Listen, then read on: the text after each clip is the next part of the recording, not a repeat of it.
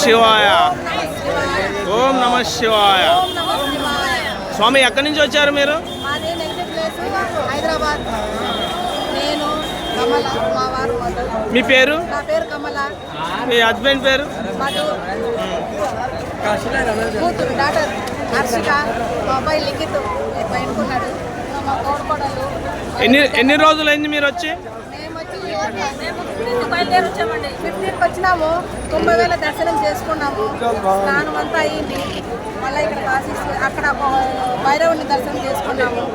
కాశీ విశాలాక్షం దర్శనం బాగుందా? కాశీ విశ్వేశ్వరుడు స్వామి వారి దర్శనం బాగా అయిందా? మోక్షం పొందారు. పరమేశ్వరుడు దయ మన దగ్గర ఉంది కాబట్టి కాశీకి రప్పించినాడు, మనకి మోక్షం ప్రసాదించినాడు. కుంభమేళ స్నానాలు బాగా త్వరగా రద్దీగా లేకుండా మీరు బాగా చేశారా?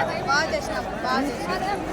త్రివేణి సంగమంలోనే మేము పుష్కరాలు చేసినాము. గంగా యమున సరస్వతి త్రివేణి సంఘంలో అక్కడే స్నానం ఆచరించినాము.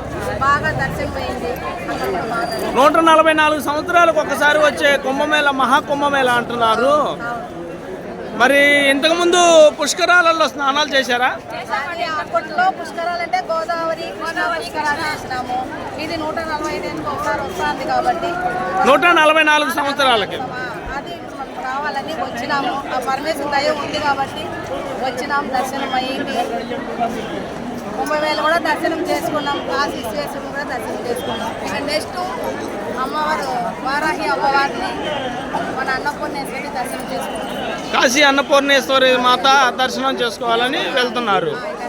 దర్శనం చేసుకుంటే అమ్మవారిని దర్శనం చేసుకుంటాం. హర హర మహాదేవ్. శంకర పార్వతీ పరమేశ్వర. ఓం